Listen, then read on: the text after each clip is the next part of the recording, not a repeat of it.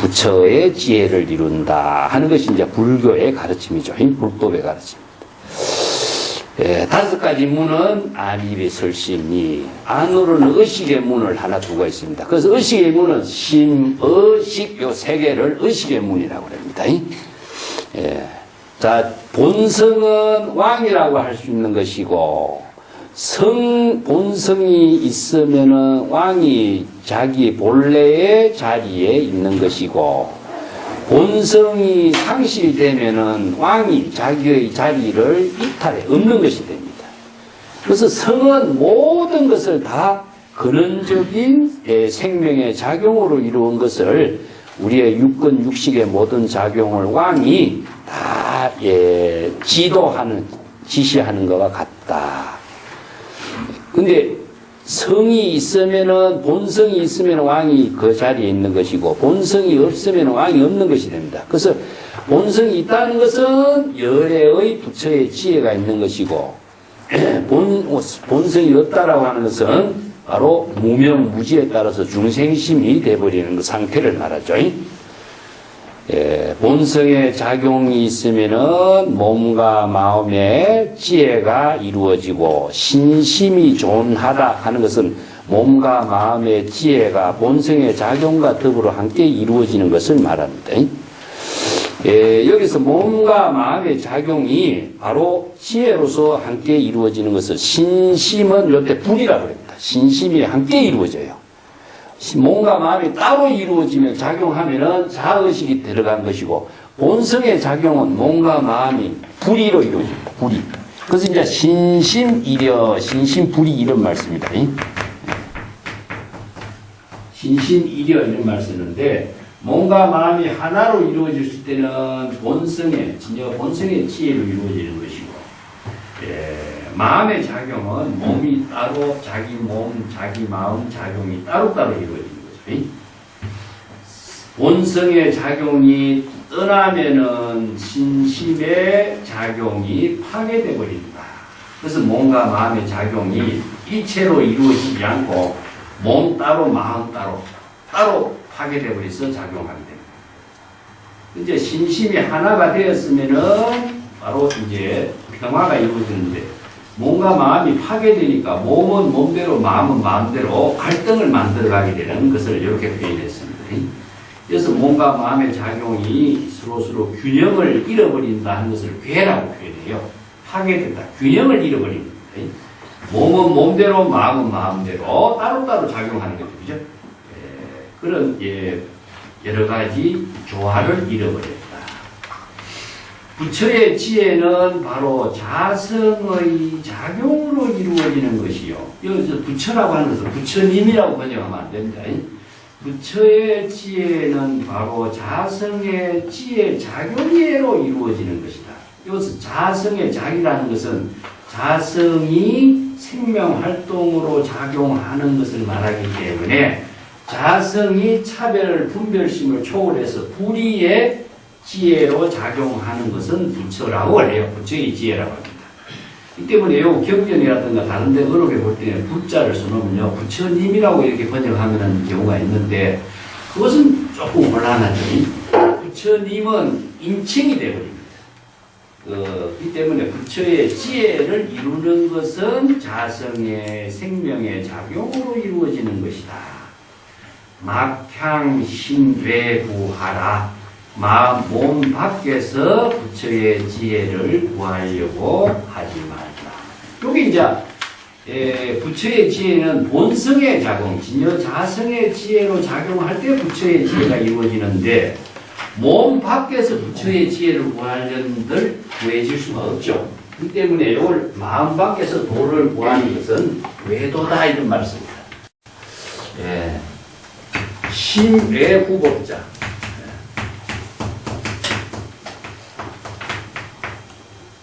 심의 후법자는 외도다 이런 말씀인데 자신의 마음 작용이 바로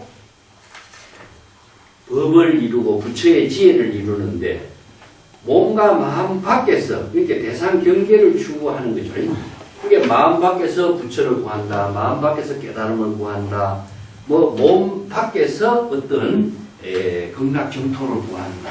이렇게 하면은 존재하지도 않는 그 세계를, 환상의 세계를 존재하는 것처럼 자기가 추구하다 보니까 환상의 세계에서 환상을 가지고 환상의 세계에서 추구하는 그런 삶에서 영원히 벗어나지 못한다.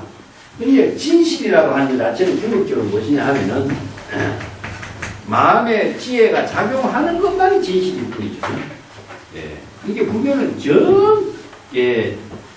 지금 현실성의 그 어떤 지혜를 깨달음으로 이루도록 하는 가르침이지, 허황된 어떤 환상의 세계나 부처의 세계나 정토의 세계나 깨달음의 세계를, 환상의 세계를 추구하게끔 해놓고 그것을 절대적인 어떤 믿음의 가치를 제시하면서 제시하고 있는 것은 아니죠. 이때 믿음이라고 하는 말은 불교에서는 정말 맞지 않는 말이죠.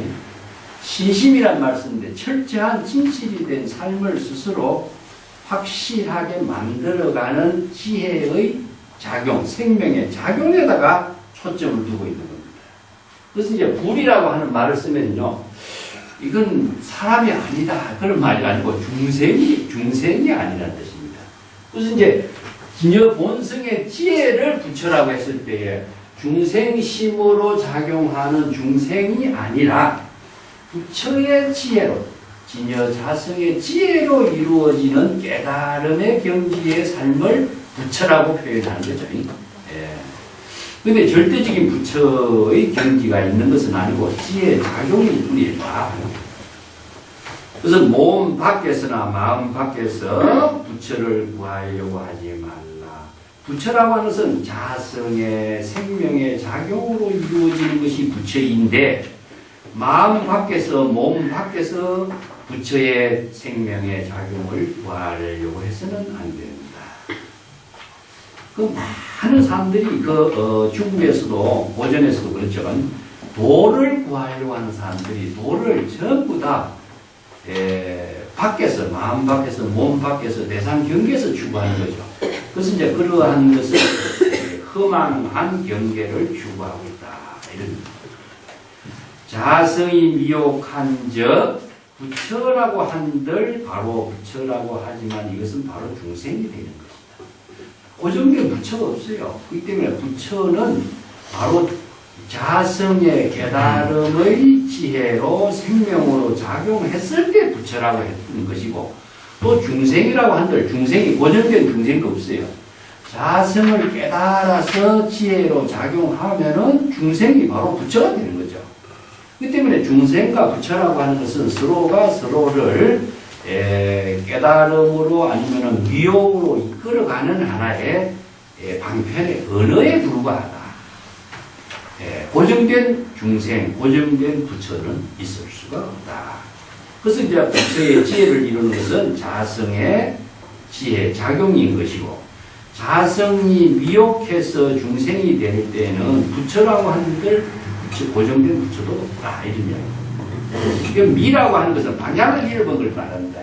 제가 항상 이야기했지만 미혹하다 할 적에는 방향을 잃어버린 거죠. 이게 어느 방향으로 가야 될 것인가를 스스로 방향을 잃으니까 바로 미로에 빠져가지고 헤매게 되는 거죠. 그죠? 그래서 이제 정확하게 정법으로 지도, 이게 도라는 것은 길인데 정법의 길로 가는 길을 잃어버린 상태를 미라고 해요.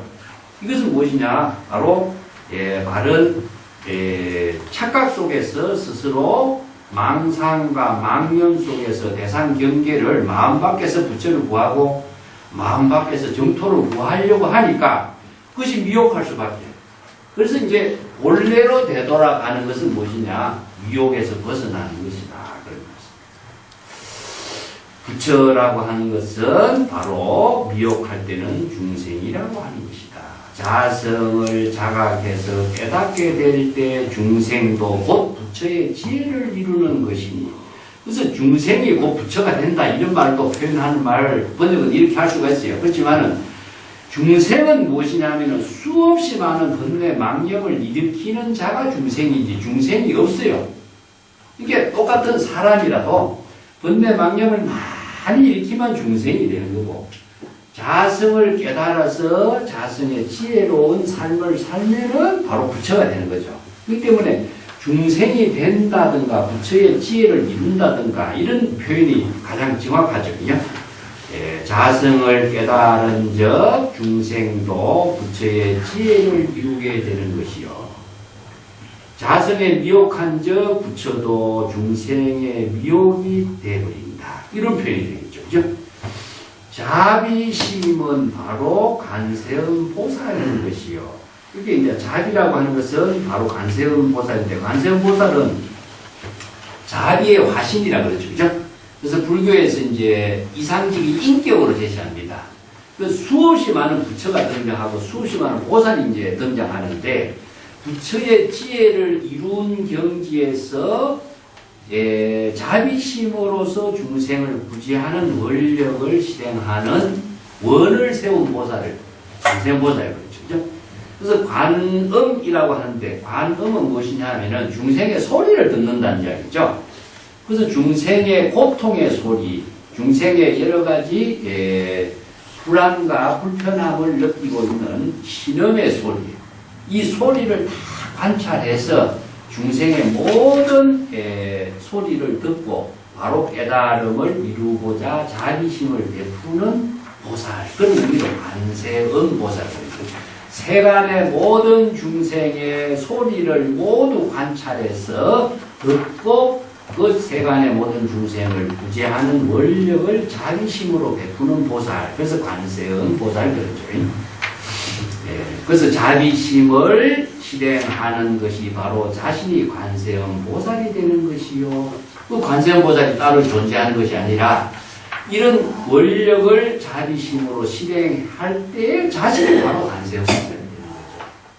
또 희사명이 세지보살, 자비희사, 요걸 이제 보살의 네 가지의 보살 실천을 제시하고 있는데, 희사는 무엇이냐면은 희는 모든 중생과 함께 기쁨을 함께 하는 것이고, 사라고 하는 것은 모든 중생에게 보시를 통해서 중생의 어려움을 함께 나누는 것을 사라고 해요.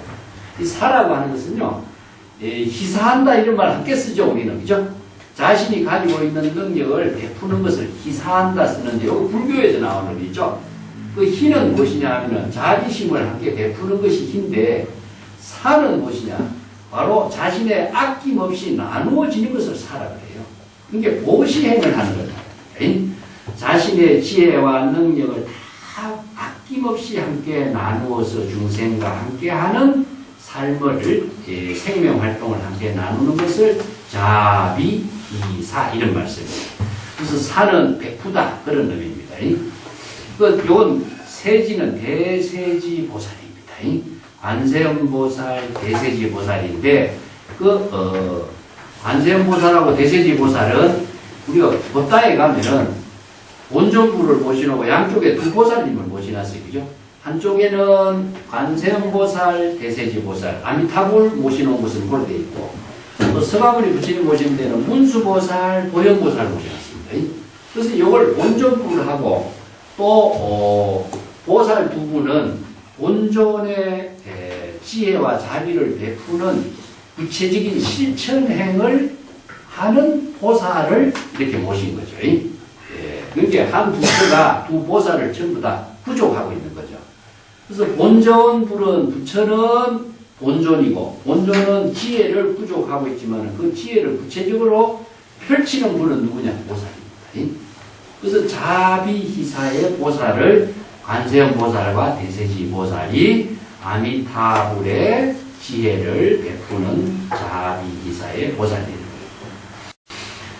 능정시 석가요. 서가모니 부처님은 스스로, 능이라는 것은 외부의 힘에 의존하지 않는 것을 말합니다.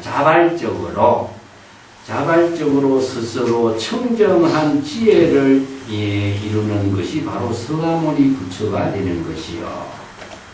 서가모니 부처님은 바로 이제 능인이라고도 그럽니다. 능이라는 글자는 자자와 같습니다. 능인이라는 것은 이게 중국 사람들이 이렇게 번역했어요. 서가모니 부처님을 스스로 중국인들이 가장 성인의 이상적인 인격을 인자로 표현했죠. 그죠? 스스로 자비심을 베푸는 지혜와 자비심을 인이라는 글자가요 인, 이, 애, 지 모든 덕을 다 포용하고 있어요. 이게 군자가 베푸는 덕이 무엇이냐 인이라 그러거든요. 이 군자가 부족하고 있는 지혜와 자비의 모든 덕들 전부 다 인이라는 글자 하나로 포용하는데 그래서 이걸 너는 무엇이냐 자 외부의 힘에 의존하지 않고 스스로 그 누구의 부탁을 받아서 하는 것이 아니라 스스로 하는 것이죠. 그래서 이걸 능인이라고 표현했는데 여기서 능인은 능정이나 똑같습니다. 스스로 자신을 청정하게 하는 것은 뭘까요? 이게 이제 자성청정심을 표현합니다.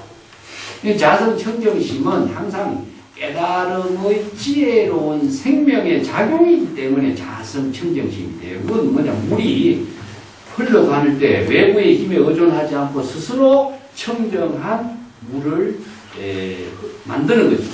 물이 흘러가는 것 자체가 생명의 작용이죠. 그죠?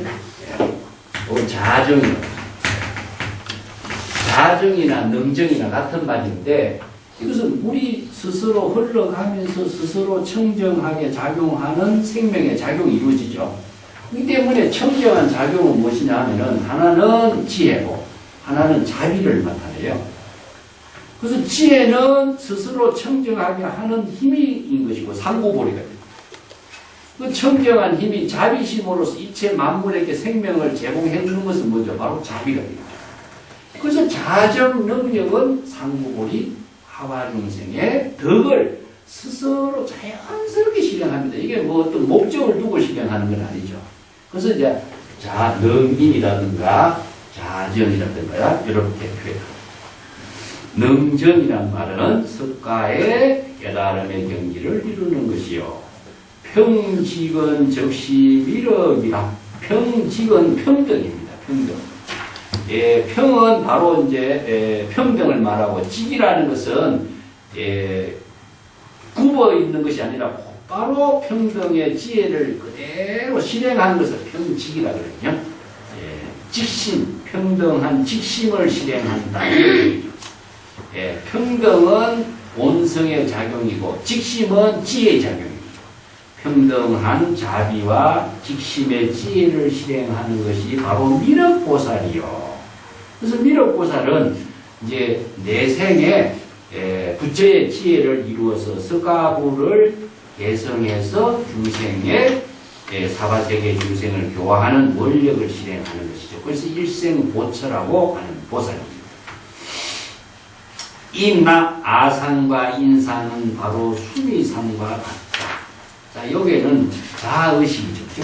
자아의식을 가지고 자신의 존재를 내세우는 것은 수미사는 것은 우주의 산인데 이게 산을 아상 인상을 산에다 비교해요. 이게 산의 한 개 높이 솟아가지고 멀리 볼 수가 없는 거죠. 그죠? 이게 자신의 모든 시야를 가려버리는 거죠. 그와 마찬가지로 자의식과 아만심은 바로 수미산과 같이 모든 아공, 법공의 장애를 막는 겁니다. 요게 이제 아상, 인상, 중생상, 수자상 이런 말을 이제 건강경에서 네 가지 상을 이야기했는데 네 가지의 자기 중심의 사고의 의식은 바로 교만심을 만들어가는 것이기 때문에 바로 교만심이 높으면은 무엇이냐? 교만심이 높은 것은 산에다 표현해요. 수미산과 같고 삿된 마음의 작용은 바로 고해의 바닷물과 같다. 사심입니다. 사심. 사심은 무엇이냐면은 정법의 마음의 작용이 아니라 중생의 사심이니까 삿된 마음의 작용이죠. 그죠?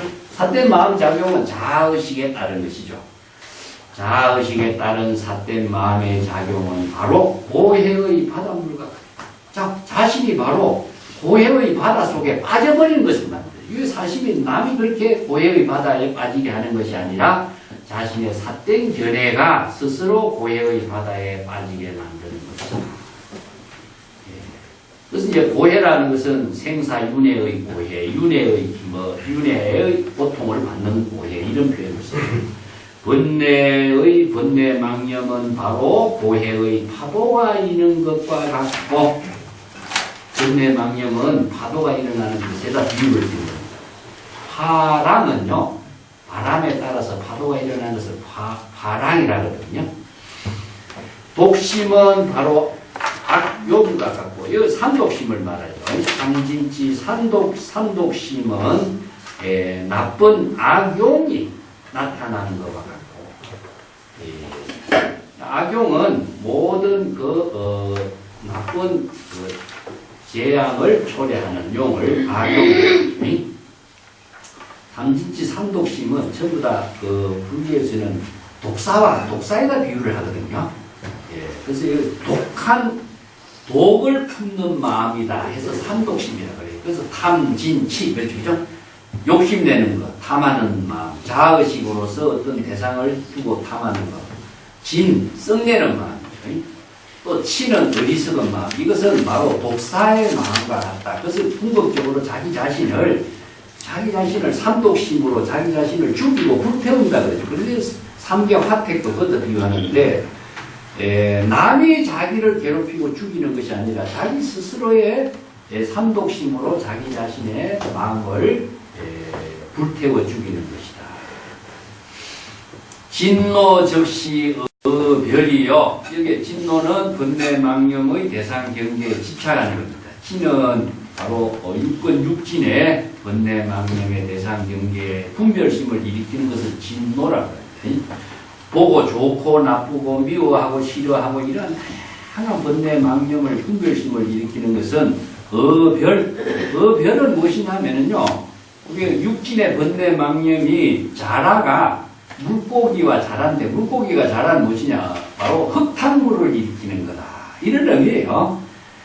육권 육진의 번뇌망령이 바로 자기 자신을 청정한 물로 만들지 못하고 흙탕물로 만들어서 많은 물을 쓰지 못하게 만드는 것이다. 맑은 물을 먹지 못하게 하는 것이다. 허망한 것은 바로 귀신이요, 허망하는 것은 실체가 없는 것이기 때문에 화나와 같은 걸 말해요. 실체가 없는데 실체가 있는 것처럼 허망한 대상 경계에 집착해버리던, 마치 눈병의 환자가 흑공에 꽃이 피는 모습을 보고 있거든요. 그것이 진짜 꽃인 줄 착각하고 있는 것을 바로 허망하다, 이런 표현을 쓰죠. 허망한 하나를 실체가 있는 것처럼 생각하는 것은 귀신을 실체가 있는 것으로 인정하는 것과 같은 것이요. 삼독심, 탐진치 삼독심은 바로 스스로 지옥을 만드는 것이다. 지옥이라는 것은 따로 있는 것이 아니라 자기 스스로 삼독심의 지옥을 만드는 것이다. 남이 만드는 지옥이라는 것은 아무것도 없습니다. 스스로 만드는 지옥일 뿐이죠.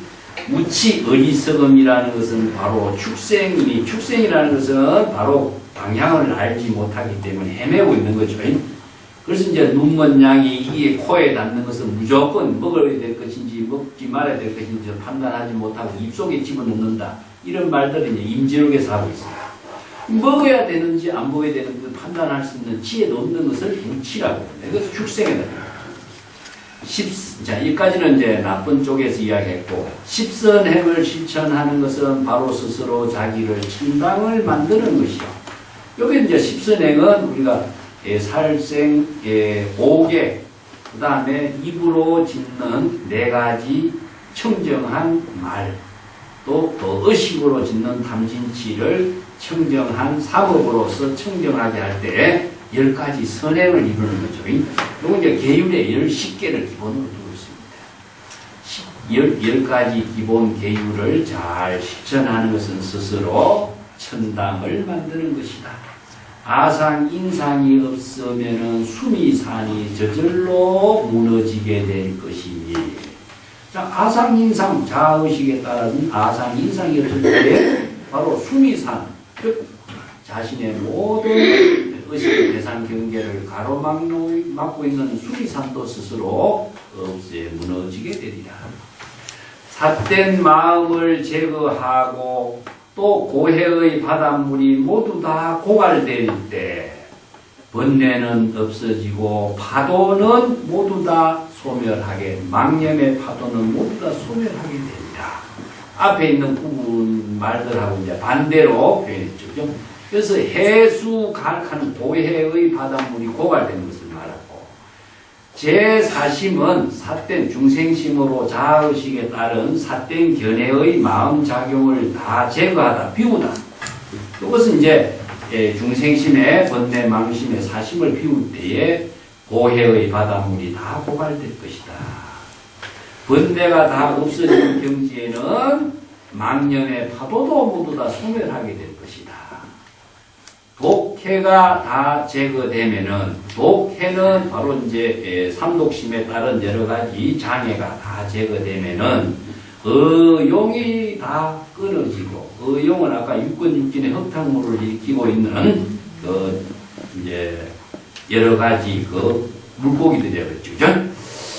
의용의 흙탕물의 작용이 다 끊어지게 될 것이니, 자기의 심지상에서 각성의 열애가 대지혜의 광명을 베풀게 되리라.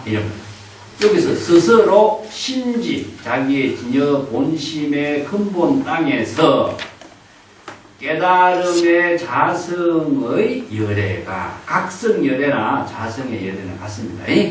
자가 가는 진여 자성의 열애가 대지혜의 광명을 실은 베풀다. 이게 법계에 두루두루 베푸는 것을 시라고 해요. 이게 누구를 위해서 베푸는 것이 아니라, 이건 무제치시라고 했어요. 대상을 두지 않고 베푸는 건데, 이걸 이제 지혜 광명을 상조작용이라고 그랬죠. 항상 비춰요. 그래서 태양의 광명이 항상 비치는데, 그 비치는 작용이 보조라. 일체체에 두루 비춘다. 자, 지혜 광명이 만물의 생명의 빛을 비춰줌으로 해서 만물이 다 그 빛에 의해서 생명의 활동을 할 수 있는 것을 이렇게 비유해요. 그래서 비로자 하나의 지혜 광명이 모든 중생에게 광명의 빛을 비춤으로 해서, 이게 이제 자기의 광명인데, 베푸는 것이 대상이 없어요. 그래서 이걸 시라고 해요. 시. 이걸 이제 다른 말로 할 때 불교에서는 보시라고 합니다. 베품이 대상을 두지 않고 베풀어요. 그게 무주상 보시. 목적을 두지 않고 베푸는 거, 누구의 분별 차별심 없이 베푸는다. 그래서 이제 항상 보시행을 시대지혜 광명이라고 합니다. 근데 사실 이것을 대상으로 비추는 것이 아니라 자신의 중생심의 지혜, 중생심에게 비추어서 중생의 번뇌 망념이 다 소멸하게 하는 지혜 광명이 되도록 하는 거죠. 조희 육문청정의 조파 유욕 제천하하니, 여기서 조희는 비추어서 밝게 비추는 작용이 육문을 청정하게 하는 것이요. 육문은 안, 이, 비, 설, 신, 의죠. 그죠? 6가지 우리가 의식으로 작용하고 있는 문을 육문이라고 합니다. 내가 이 칠판에다가 배송을 적어 놨습니다. 육문이라. 여기 육문은 안, 이, 비, 설, 신, 의 6가지 우리가 대상 경계를 반영하고 있는 문을 말합니다. 여기 이제 성문에다 비유했죠. 그죠? 성문에다가 6가지 문을 청정하게 비추기 때문에 조파 유욕 제천하여, 여기에서 그 지혜 광명을 비추어서 6가지 욕망으로 이루어진 모든 천하를 다 지혜 광명을 비추어서 다 타파시켜요. 이제 이 광명을 비춰주지 못했을 적에는 미혹에 빠져서 그걸 욕망으로 다 추구했지만은, 지혜 광명으로 비추니까 모든 욕망의 빛이, 욕망으로 작용하는 힘이 전부 다 지혜 광명의 빛에 의해서 다 파괴되어 버린 것을 말하죠. 이제 자각을 통해서 중생의 6가지 욕망의 모든 세계관을 다 타파져. 그래서 육욕천이라는, 욕계의 육욕천이라고 합니다. 중생이 욕망의 세계로 이루어진 육욕천이라고 하는데, 욕계, 색계, 무색계가 불교에서는 세계관을 두는데, 욕계는 무엇이냐면 욕망의 세계입니다. 욕망의 세계. 안입이 설신이로부터 욕망을 가지고서 이루어지고 있는 세계를 육욕천이라고 해요. 욕망의 세계라고 하고, 색계는 무엇이냐면은 대상 경계의 집착하는 세계입니다. 무색계는 의식 속에만 작용하고 있는 세계, 이렇게 세계를 3개로 나누어서 이제 불교의 중생의 세계관을 이제 설명을 하고 있습니다. 자성이 안으로 지혜 광명을 비추면은 삼독이 모두 다 제거되는 것이요. 자성이 안으로 지혜 광명을 비춘다는 것은 자각에 의해서만 이루어집니다. 그래서 자성이 안으로 비춘다는 것은 바로 번뇌 망념을 텅 비우고 발신수행하고 자각했을 때, 자성이 내조하는 것은 자성이 자각하는 거예요. 자각한다는 것은 번뇌 망념을 바로 여실하게 깨달아서 발신수행할 때 자성이 안으로 지혜 광명을 비추게 되는 겁니다. 즉 지혜 광명을 비춘다는 것은 바로 여법하게 부처의 지혜를 자각하는 힘을 깨달음의 지혜 광명에다 비유하는 거죠. 그럴 때 삼독심이 제거되는 거죠. 담진치 삼독심이 모두 다 제거되니 그때 지옥은 일시에 소멸하게 된다. 그 중생의 세계에서 이루어진 지옥. 지옥이 이제 불교에서 육도 윤회하는 세계 가운데 하나예요. 지옥, 악이, 축생, 인간, 천상, 아수라인데, 자, 인간계, 천상계, 아수라계는 그래도 좀 괜찮은 곳이고, 지옥, 악이, 축생의 세계는 사막도라 해서 나쁘죠. 그런데 그 가운데 가장 안 좋은 곳의 세계가 어디냐? 지옥인데요. 지옥 가운데도 무간지옥이라고 했어요. 무간지옥이라는 것은 공간이 없는 지옥이라는 이런 뜻이죠. 어떤 공간이냐? 지혜의 광명이 들어가지 않기 때문에 벗어나기 어려운 세계라는 거죠. 그래서 요 무간지옥이라는데, 그래서 이 지옥의 세계는 중생의 무지, 무명의 세계를 표현해요. 지혜 광명이 없기 때문에 중생이 항상 생사윤회의 고통을 초래하는 세계. 이건 이제 하나의 중생의 번뇌 망념의 세계를 시간적으로 표현할 때는 바로 과거, 현재, 미래 3세라고 했고, 공간적으로 표현할 때는 욕계, 색계, 무색계 내지 지옥의 세계를 표현해요. 그래서 이제 이걸 지옥의 세계는 중생의 번뇌 망념의 세계입니다. 자성이 안으로 깨달음의 지혜 작용을 비출 때 담진치 삼독이 제거되고 지옥이 일시에 다 소멸되게 되리라 이런 말이죠. 자, 그런 때에 내외명철하고 분리성하리라. 이 내외명철이란 말이가 줄을 끊어서 상당히 중요한 말이거든요. 우리가 이제 내외명철을 어떤 것을 내외명철이냐 하느냐 하면요. 이게 이제 전체로 하나의 원상을 표현하는 게, 자, 우리가 이 우주 속에 살고 있다 했을 때, 자기 중심으로 하는 테두리를 만듭니다. 그러면 자기를 만들고 자기 중심의 테두리를 만들면은 내 것과 남의 것이 나누어져요. 요게 이제 안이 되고 바깥이 됩니다. 내외는 자기 중심으로 요건 내 우리 집안이고 요건 우리 집 밖이라는 것을 만들어버리죠. 사실상 이 우주의 모든 존재가 나와 남이 없는데 자기 중심으로 생각하니까 나와 남이 구분되는 거죠. 그래서 내외도 나와 남, 안과 바깥이 구분됩니다. 그래서 이제 자아의 고정된 존재가 실체로 존재하지 않는다. 그래서 자아의식을 비우라. 이걸 공이라. 공이다. 자아의식을 비우니까 먼저 테두리가 없어지는 거죠. 테두리가 없어지는 거죠. 테두리가 없어지니까 안과 밖이라고 하는 것도 없어지게 되는 거죠. 그래서 여기에 안과 밖이라고 하는 것은 자아의식 때문에 생긴 하나의 언어이고 의식의 틀에 박힌 하나의 구분에 불과한 거죠. 자아의식을 비우니까 안과 밖도 없고 나와 남도 없고 옳고 그름이라는 이런 의미도 없어져 버리죠. 그죠? 그때에 만약 안과 밖이 없어져요. 그래서 내외가 명철, 지혜로서 하나가 된 명철이라는 것은 일체 개공이라는 뜻입니다. 안과 밖이 없어져 버립니다. 그래서 안과 밖을 만들어내는 그것은 자아의식 때문에 만들어진 거죠. 그래서 자아의식을 비우게 될 때에 내외, 안과 밖, 이 다른 말로 해서 선과 악도 없어지고 나와 남도 없어지고 옳고 그름도 없어져요.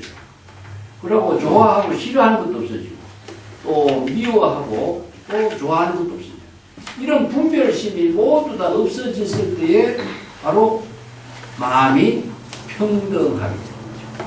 이런 분별심이 있을 때 그 분별심에 따라 생기는 부작용이 생긴 것이 뭐냐? 자기를 고해로 만들고, 자기를 불편하게 만들고, 고통을 만들고, 차별 분별심으로 만들고, 시기 질투하니까 스스로 망령 속에서 지옥을 만드는 거죠. 스스로 망령 속에서 불안을 만들었고 탐욕심을 만들었기 때문에 그걸 스스로 지옥의 세계를 마음이 만드는 겁니다. 그래서 마음이 지옥도 만들고 마음이 천당도 만드는 것이다. 그래서 자의식을 비우면은 지옥도 없어지고 천당도 없어지는 것처럼 나와 남도 차별하고 분별하는 망심도 없어지는 세계가, 이게 내외 명철을 아공법공이라고 합니다. 자의식을 비우는 거, 의식의 대상 경계를 비우는 거, 아공법공이 됐을 때 내외 명철. 이 중국 선생들이 이 내명철이라는 말을 이렇게 자의식, 아공법공을 내명철이라는 말로 바꿔버려요. 내외는 상대적인 차별 세계고, 그래서 차별 세계가 명철, 밝은 지혜의 광명으로 하나가 되버려요. 철이라는 것은요, 관철돼 버립니다. 밝은 지혜의 광명으로 하나로 관철돼 버리니까 둘로 나눌 수 없는 세계가 된 거죠. 그죠? 이것을 불이야. 아공법공. 그래서 일체 불의의 경지를 이루는 것을 내외 명철 이렇게 합니다. 인도에서 경전에서 설하고 있는 여러 가지 이런 법의 체계의 그 언어들을 중국 선생들은요, 중국의 언어가 얼마나 의의가 풍부한가를 알 수 있어요. 중국의 한자 언어가요, 그러니까 지금 BC 5000년까지 거슬러 올라갔는데, 세계 고대 문명에서 지니고 있는 글자, 문자를 그대로 사용하고 있는 문명이 없습니다. 근데 중국의 한자 문명만은 그대로 유지하고 있어요. 이게 언어에 아주 뛰어난 문화국가적인 가치관을 갖고 있고, 언어가 풍부하기 때문에 사상도 풍부하고 언어도 풍부하니까 아무리 인도에서 전래되는 이러한 그 고전이라고 할지라도 조금 차이는 있지만 이런 전부 다 자기네들 언어로 다 번역해서 소화시킬 수 있는 그런 문화국가인 거죠. 이제 이런 내외 명철이란 말을 만들어줍니다. 자, 내외 명철의 경지가 된다면은 이것이 서방과 뭐가 다르냐? 서방이라는 것을 꼭 공간적으로 추구할 이유가 뭐냐? 이곳이 바로 서방이다. 그렇기 때문에 여기가 서방이라고 하는 사실을, 서방을 대상으로 추구하면은 대상 경계에 서방이 있지만은 이곳과 저곳에 차별이 없어지면은 이곳이 바로 서방이 아니냐. 분리 서방이라는 것입니다. 그래서 서방 극락경타를 마음 밖에서 구하지 말고 몸 밖에서 구하지 말라. 부작, 차수, 여하, 도피요. 이러한 불법 수행을 하지 않고 어떻게 저 서방에 도달하려고 하는 거. 서방이 어디 있냐? 서방 극락경타가 어디 있느냐? 마음 밖에서 도를 구하는 것은 다 외도다. 여기에서 서방이 바로 이루어지도록 하지 않고서는 서방 극락경타에 왕생하는 법이 없다. 그래서 거차불언이라고 하지 않았느냐. 서방은 여기서 멀리 있는 것이 아닌데 왜 멀리서 구하느냐. 이런 어리석은 자는 서방을 환상의 세계에서 추구하는 것과 마찬가지다. 자, 자의 모든 대중이 이러한 해명의 법문을 듣고 찬성천철이요. 찬탄하는 말이 하늘에까지 두루두루 비치게 되었다. 응시민 요염병경, 바로 이 어리석은 사람들이 바로 서방 극락경토를 친견하게 된 것이다. 요연병견이라는 것은 분명하게 그런 것입니다. 자, 이런 법문을 듣고 바로 깨달아 체득해서 서방 극락경토를 대상에서 추구하지 않고 곧바로 여기에서 극락경토를 친견할 수 있는 인연을 갖게 된 것이죠. 요연병견.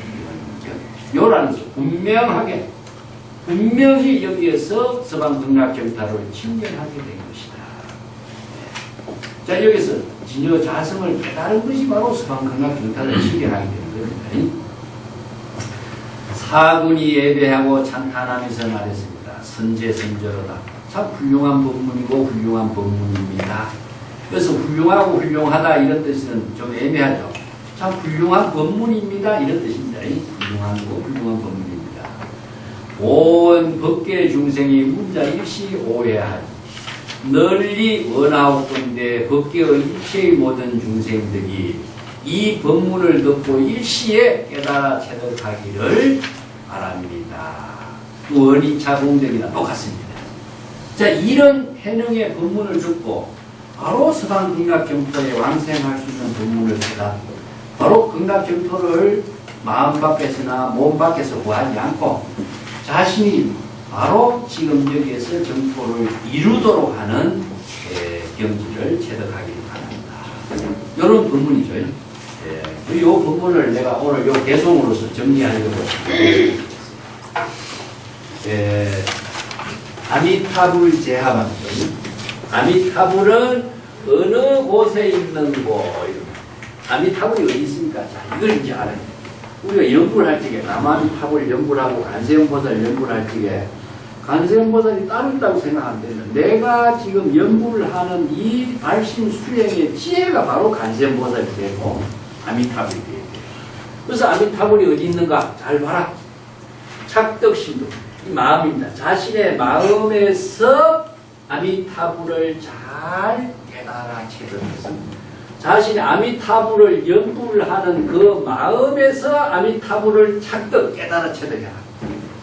아미타불을 다른 데서 찾지 말아요. 아미타불을 연구를 하는 마음에서 깨달아 체득해라.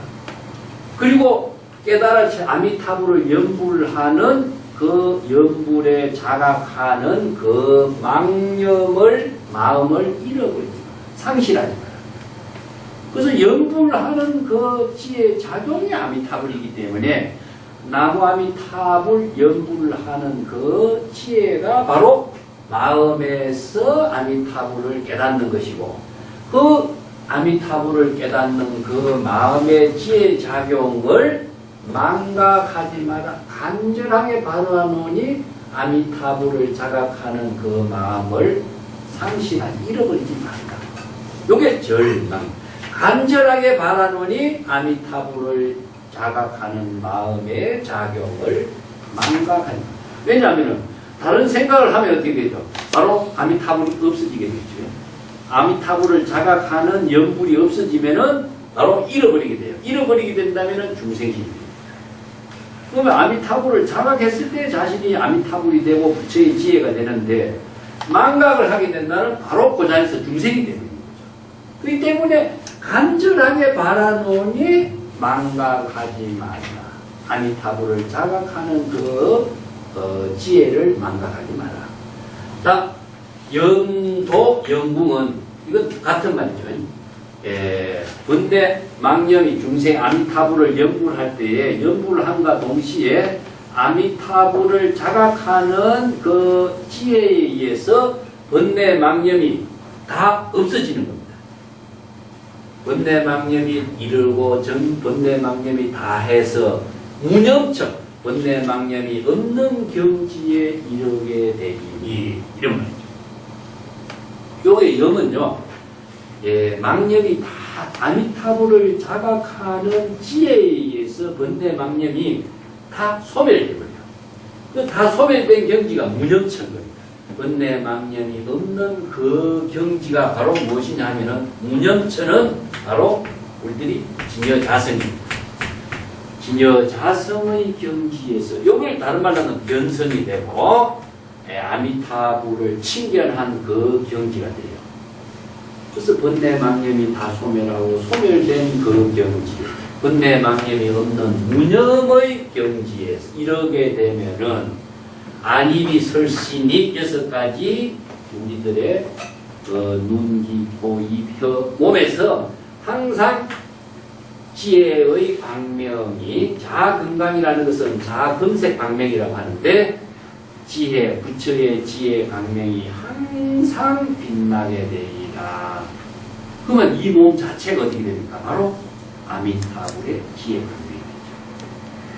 광명이죠. 그래서 아미타불을 다른 데서 구하면 안 돼요. 그렇기 때문에 아미타불이 자신이 바로 아미타불이 되고 정토를 스스로 이루도록 해야지 아미타불을 서방극락에서 찾고 정토를 서방극락에서 10만원 국토를 가서 구하려고 하고 이게 바로 마음 밖에서 몸 밖에서 정토를 구하는 어리석음이죠. 그래서 경전의 부분도요 바로 법으로 바르게 읽으면은 바로 자신의 마음의 지혜로서 깨닫는 법을 제시하는 것이지 대상 경계로서 존재하는 정토나 천당이나 지옥이나 아미타 세계가 있는 거 아닙니다. 그래서 불법은 깨달음의 지혜를 이루게 하는 법을 제시하는 것이지 이제 요면은 중국에서 노장자에서 제시하고 있는 지도의 경지나 깨달음의 경지나 이것은 거의 같은 맥을 두고 있어요. 이것은 자연의 종교라는 입장이 같습니다.